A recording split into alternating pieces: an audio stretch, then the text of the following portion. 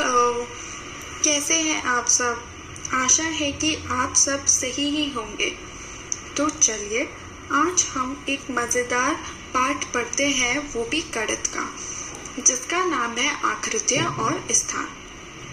आकृतियाँ का मतलब होता है आकार और स्थान का मतलब होता है रहने की जगह। आपने अपने पर्यावरण में देखा ही होगा कि अनेक प्रकार की वस्तुएं अनेक प्रकार के आकार में रखी रहती हैं। कुछ का आकार छोटा होता है तो कुछ का आकार बड़ा, तो कुछ का आकार बहुत ही छोटा होता है तो कुछ का आकार बहुत ही बड़ा। ऐसे ही कुछ वस्तुएं आपस में नज़दीक रखी रहती हैं तो कुछ वस्तुएं दूर। तो चलिए आज इन्हीं के बारे में थोड़ा बहुत जानते हैं। तो पहला पाठ आकृतियाँ और स्थान। अंदर बाहर। एक अरब और उसका ऊंट। सर्दी का दिन था। अरब ऊंट की पीठ पर बैठकर घूमने जा रहा था।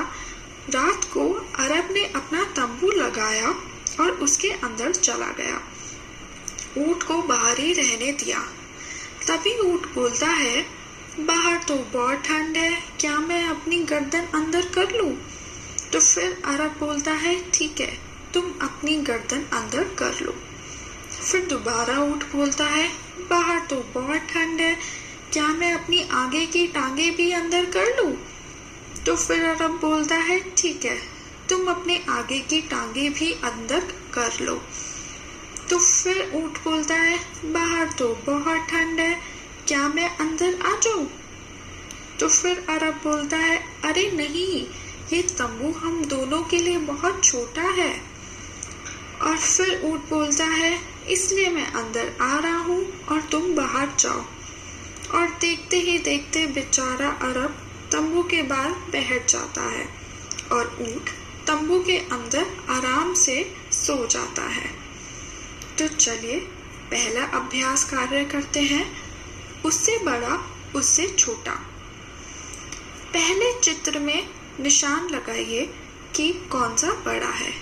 तो बताइए, दाएं तरफ दरियाई घोड़ा बड़ा है या बाएं तरफ एक प्यारा सा कुत्ता?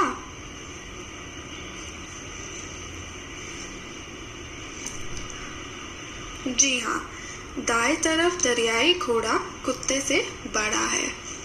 दूसरे चित्र पे आ जाइए, बताइए दोनों पत्तियों में से कौन सी पत्ती छोटी है?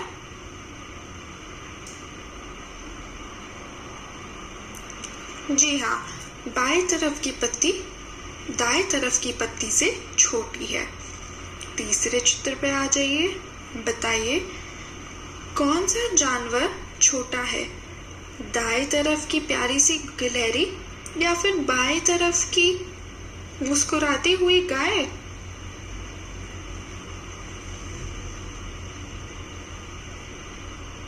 जी हाँ, दाएं तरफ की छोटी सी गिलहरी गाय से छोटी है। चौथे चित्र पे आ जाइए, बताइए कौन सा छोटा टायर है?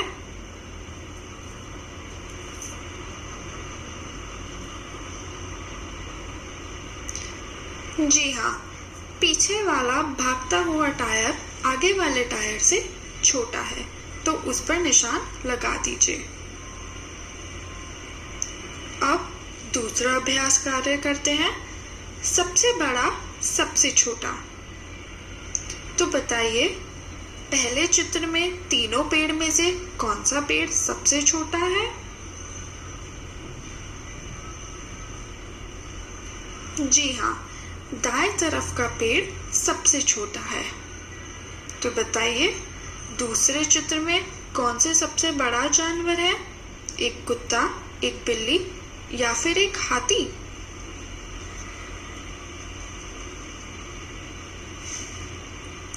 जी हाँ, बाएं तरफ का हाथी सबसे बड़ा है। अब तीसरे चित्र में आ जाइए, तो बताइए सबसे छोटा फल कौन सा है? एक आम, एक चेरी या फिर एक तरबूज?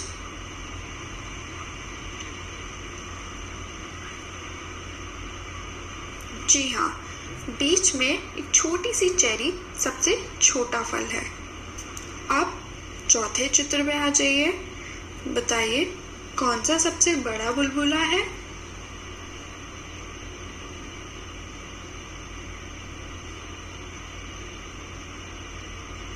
जी हाँ, सबसे बड़ा बुलबुला दूसरे नंबर पे है, जो कि लड़के के मुंह के बराबर है। तो चलिए अब हम पहले पाठ के दूसरे भाग के बारे में बात करते हैं, जिसका विषय है ऊपर नीचे। आपको इस चित्र में 3 बच्चे खेलते नजर आ रहे हैं, जिसमें से एक बच्चा झूले के ऊपर बैठा है और 2 बच्चे झूले के नीचे।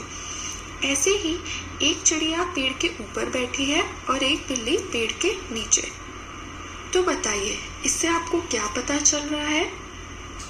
जी हाँ, यहाँ पर हम स्थान की बात कर रहे हैं। तो चलिए इसी पर हम एक छोटा सा अभ्यास कार्य करते हैं। तो बताइए दूसरे चित्र में सबसे ऊपर वाला मटका कौन सा है?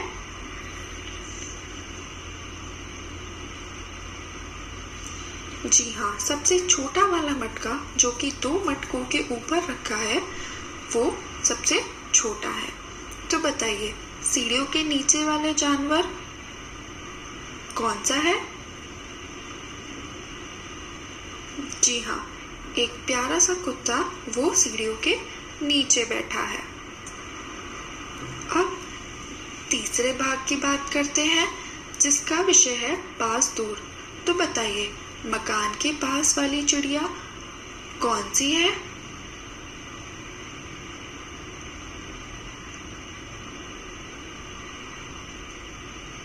जी हाँ, गुलाबी रंग की चिड़िया मकान के पास वाली चिड़िया है।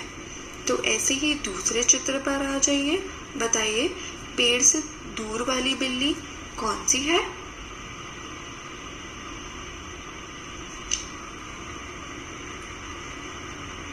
जी हाँ, जो पत्थरों के पीछे छुपी हुई है वो बिल्ली पेड़ से दूर है। तो अब आ जाइए चौथे भाग पर, जिसका विषय है सबसे पास सबसे दूर। अगर हम झूले के नजरिए से देखते हैं तो हमें ये पता चलता है कि ये छोटा सा लड़का झूले के सबसे पास है और वो प्यारी सी लड़की झूले के सबसे दूर। तो चलिए अब इसी विषय पे छोटा सा अभ्यास कार्य करते हैं। बताइए दूसरे चित्र में पेड़ से सबसे दूर वाला कौन सा पिल्ला है?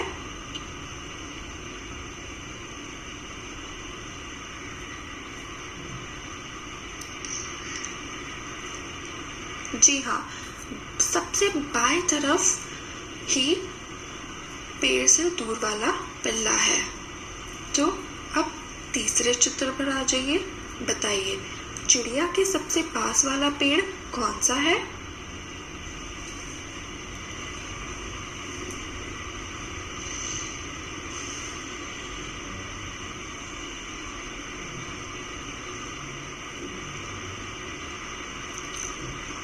जी हाँ, सबसे बाएं वाला पेड़ चिड़िया के पास वाला पेड़ है। तो चलिए अब हम बात करते हैं छठे भाग पर, जिसका विषय है ऊपर नीचे। आपको इस चित्र में दिख ही रहा होगा कैसे पंखा मेज से ऊपर है और बच्चा पंखे के नीचे है। ऐसे ही दाएं तरफ एक छोटी सी बिल्ली मेज के ऊपर बैठी है और एक चूहा मेज के नीचे। चलिए अब अभ्यास कार्य पर आते हैं। इस चित्र में हमें पास दूर ऊपर नीचे पर चर्चा करनी है। तो बताइए, पहले बात हम करते हैं पास दूर की। जैसे कुएं के पास 3 औरतें खड़ी हैं, कुएं के पास 2 मटके रखे हैं, कुएं के पास 2 बच्चे खेल भी रहे हैं। ऐसे ही एक औरत पानी का मटका लेकर कुएं से दूर जा रही है, बैलगाड़ी भी कुएं से दूर है और एक छोटी बच्ची जो बाईं तरफ खेल रही है वह 2 बच्चों के पास तो बैठी है परंतु कुएं से दूर है। ऐसे ही बहुत सारे घर और पेड़ भी कुएं से दूर है। अब बात करते हैं ऊपर नीचे की। जैसे चिड़िया कुएं के ऊपर है और कुआं चिड़िया के नीचे। ही बैलगाड़ी में भूसी और घास को ले जाया जा रहा है, परंतु उस घास के ऊपर एक छोटा बच्चा आराम से लेटा हुआ है।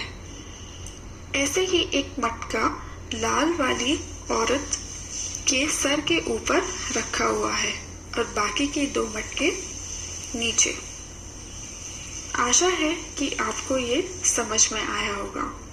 तो चलिए अब दूसरे अभ्यास कार्य पर आ जाते हैं, जिसका विषय है हमारे आसपास की आकृतियां। रेखा खींचते हुए आकृतियों को गुलाबी और पीले बॉक्सों में रखिए। तो आपके सामने अनेक प्रकार की वस्तुएं रखी हैं। आपको इन वस्तुओं को एक दाएं तरफ गुलाबी बॉक्स में रखना है या फिर बाएं तरफ एक पीले बॉक्स में। तो बताइए ये नारंगी कौन से बॉक्स में आएगा? जी हाँ, ये नारंगी को हम पीले बॉक्स में रखेंगे। क्यों रखेंगे? क्योंकि बाएं तरफ जो एक छोटी लड़की बैठी है उसके बॉक्स में पहले से ही गोल आकार की चीजें रखी है।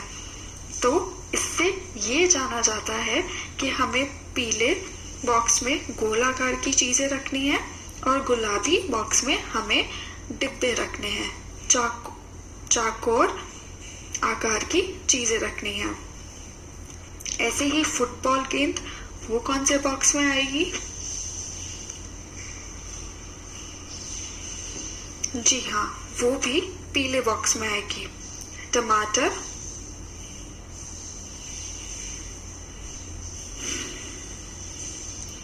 जी हाँ, वो भी पीले ही बॉक्स में रखी जाएगी। एक गुब्बारा, जी हाँ, वो भी एक पीले बॉक्स में रखा ही जाएगा। फिर एक ग्रे कलर का बॉक्स दिख रहा है आपको, डिब्बा, जिसे घोसा रंग भी कहा जाता है, जो थोड़ा हल्का काला सा रंग है उसका। तो बताइए वो कौन से बॉक्स में रखेंगे आप? जी, वो हम गुलाबी वाले बॉक्स में रखेंगे। ऐसे ही चाक का डिब्बा, वो कौन से बॉक्स में रखेंगे आप?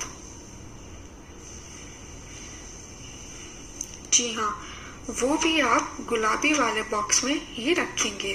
और ऐसे ही भूरे रंग का डिब्बा, वो कौन से बॉक्स में रखेंगे? जी हाँ, वो भी आप गुलाबी वाले बॉक्स में ही रखेंगे। आशा है कि आपको ये समझ में आया होगा। अब दूसरे वाले चित्र के अभ्यास कार्य पर आते हैं। इसमें दर्शाया गया है कि रेखा खींचते हुए एक जैसी आकृतियों का मिलान कीजिए। तो बताइए ये जामुनी वाले रंग का डिब्बा कौन से डिब्बे से मिलान होगा? बिल्कुल सही, जामुनी वाले डिब्बे का मिलान हम चौक वाले डिब्बे से करेंगे। ऐसे ही टमाटर वाला हम गुब्बारे के साथ मिलान करेंगे और देखते ही देखते एक फुटबॉल गेंद जो कि बाएं तरफ रखी है उसको हम दाएं तरफ एक खेलती हुई छोटी सी हरी वाली गेंद के साथ मिला देंगे। तो चलिए अब हम दूसरे वाले अभ्यास कार्य पर बात करते हैं, जिसका विषय है छाटना। एक जैसी आकृतियों से मिलान करते हुए आकृतियां छाटिए। इसमें इन्होंने एक पहले से ही दर्शाया हुआ है। इसी को देखते हुए हमें बाकी के आकारों को वस्तुओं से मिलान करना है। तो बताइए नीले रंग का गोला आप किससे मिलाएंगे?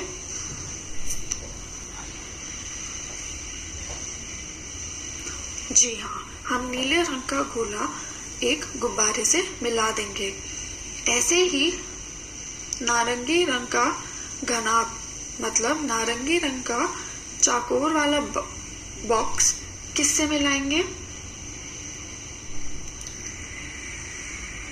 जी हाँ, नारंगी वाला बॉक्स हम हरे वाले बॉक्स के साथ मिला देंगे। ऐसे ही त्रिकोण हम किससे मिलाएंगे?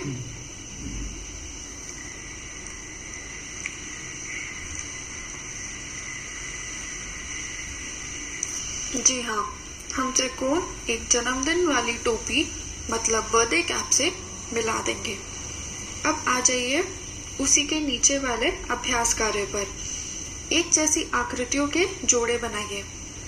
इसमें एक पहले से ही दर्शाया हुआ है। चलिए बाकी का हम करते हैं। थर्मस का आप किससे मिलान करेंगे?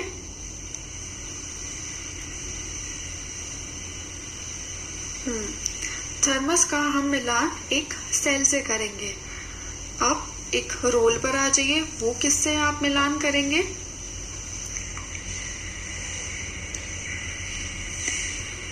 जी, एक रोल हम कैंडल मतलब मोमबत्ती से उसका मिलान करेंगे।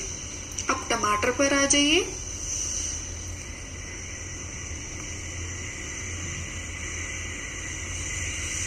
टमाटर हम गेंद से मिला देंगे। तरबूज, एक तरबूज को हम गुब्बारे से मिला देंगे। एक फनल,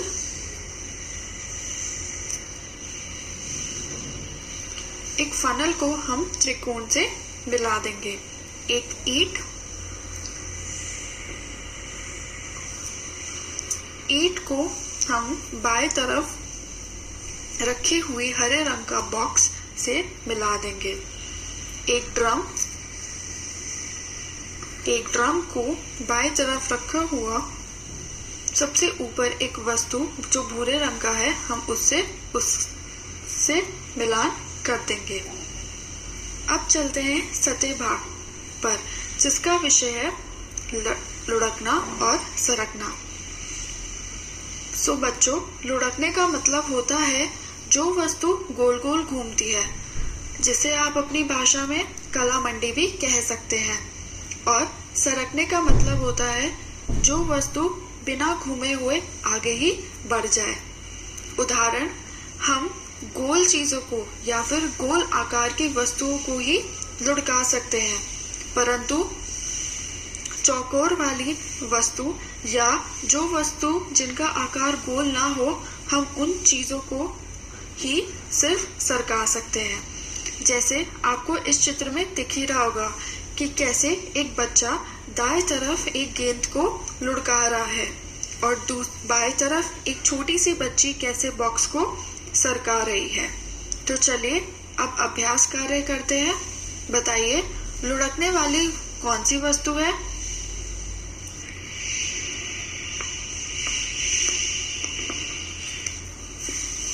जी हाँ, फुटबॉल गेंद एक लुढ़कने वाली वस्तु है। अब तीसरे वाले चित्र पर आ जाइए। बताइए, सरकने वाली वस्तु कौन सी है? उस पर निशान लगाइए।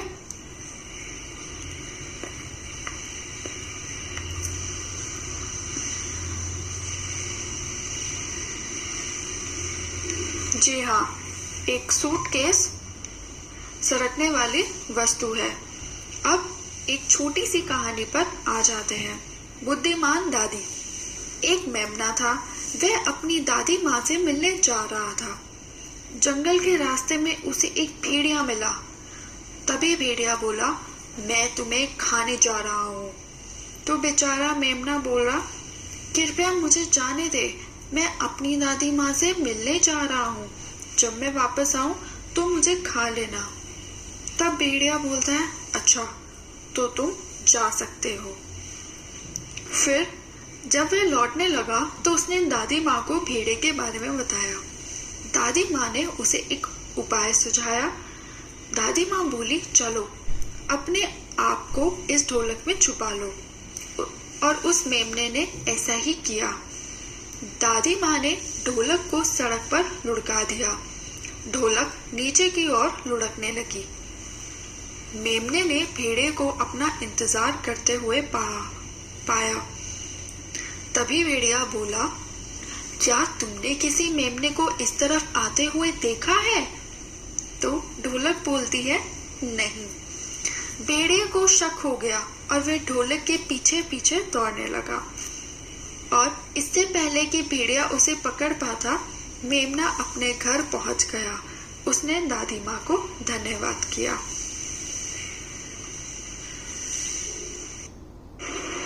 तो चलिए अब हम एक नया अभ्यास कार्य करते हैं जिसका विषय है एक जैसी आकृतियों का मिलन कीजिए। इसमें दाएं तरफ की आकृतियों का मिलान हमें बाएं तरफ की आकृतियों से करना है, जिसमें पहले से ही चौथी आकृति का मिलान बाएं तरफ की दूसरी आकृति से मिलान हुआ है। तो बताइए पहली आकृति को हम किससे मिलाएंगे? पहली आकृति हम बाएं तरफ की पांचवी आकृति से मिला देंगे। ऐसे ही दूसरी आकृति हम किससे मिलाएंगे? दूसरी आकृति भी हम चौथी आकृति से मिला देंगे, जिसका नाम समांतर आकृति है। अब तीसरी आकृति जो कि त्रिकोण है वो हम किससे मिलाएंगे?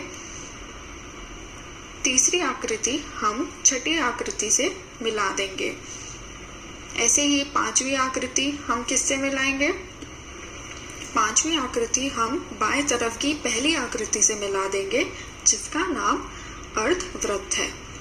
अब छठी आकृति हम किससे मिलाएंगे? जी हाँ, छठी आकृति हम बाएं तरफ की तीसरी आकृति से मिला देंगे, जिसका नाम पंचकोण है। चलिए अब एक नया अभ्यास कार्य करते हैं। एक जैसे आकार की आकृतियों का मिलान कीजिए। इसमें पहले से ही एक हुआ है। तो चलिए दूसरी आकृति को हम कौन सी आकृति से मिलाएंगे?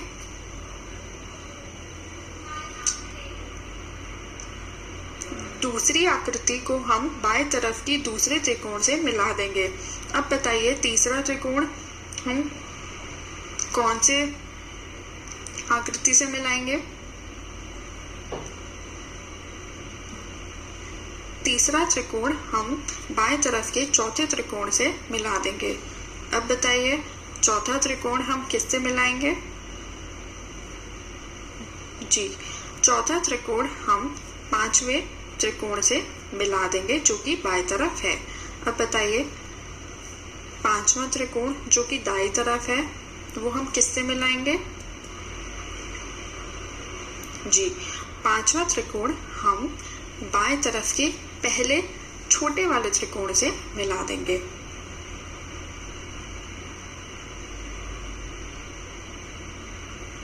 अब सबसे छोटी आकृति में रंग भरिए। इसमें एक पहले से ही हुआ है। तो दूसरी आकृति का बताइए किसमें रंग भरेंगे आप, जो सबसे छोटी है? जी, जो दाएं तरफ का गोला है उसमें आप भर देंगे। अब तीसरी बताइए, तीसरे वाले चित्र में आप किसमें रंग भरेंगे? जी हाँ, जो बाएं तरफ का त्रिकोण है आप उसमें रंग भर देंगे क्योंकि वो सबसे छोटा है। ऐसे ही चौथे भाग में आप कौन सा रंग भरेंगे, कौन से आकार में रंग भरेंगे? जी हाँ, जो पंचकोण में जो सबसे छोटा वाला पंचकोण है जो कि बीच में है उसमें आप रंग भर देंगे। चलिए अब नया अभ्यास कार्य करते हैं। हरा, लाल और नीला रंग भरिए। इस चित्र में आपको जो भी आकृतियां त्रिकोण के रूप में दिख रही हैं उसमें आपको हरा रंग भरना है। जो आपको गोले के रूप में दिख रही हैं उसमें आपको लाल रंग भरना है। जो आपको आयत के रूप में दिख रही हैं उसमें आपको नीला रंग भरना है। ऐसे ही दूसरे चित्र में जिसमें आपको त्रिकोण आकृति दिख रही है उसमें आपको हरा रंग भरना है। जिसमें आपको गोल वाली आकृति दिख रही है उसमें आपको गुलाबी रंग भरना है। और जिसमें आपको आयत वाली आकार आकृति दिख रही है उसमें आपको पीला रंग भरना है। तो चलिए अब हम करते हैं अलग अभ्यास कार्य। एक जैसी आकृतियों का मिलान कीजिए। इसमें दाएं तरफ के आकार को हमें बाएं तरफ के आकार से मिलान करना है। जिसमें दूसरी वाली आकृति चौथी वाली आकृति से मिलान हुआ है। तो पहली वाली आकृति हम किससे मिलाएंगे? पहली वाली आकृति हम तीसरी वाली आकृति जो कि बाईं तरफ है उससे हम मिला देंगे। ऐसे ही तीसरी वाली आकृति हम किससे मिलाएंगे? तीसरी वाली आकृति हम पहली वाली आकृति जो कि बाएं तरफ है उससे हम मिला देंगे। ऐसे ही चौथी वाली आकृति हम किससे मिलाएंगे? बहुत ही बढ़िया। कार्य पुस्तक के अंत में दी गई आकृति किट की सहायता में एक जैसे चित्र बनाइए। ये आपको बनाना है और हमें दिखाना है। धन्यवाद।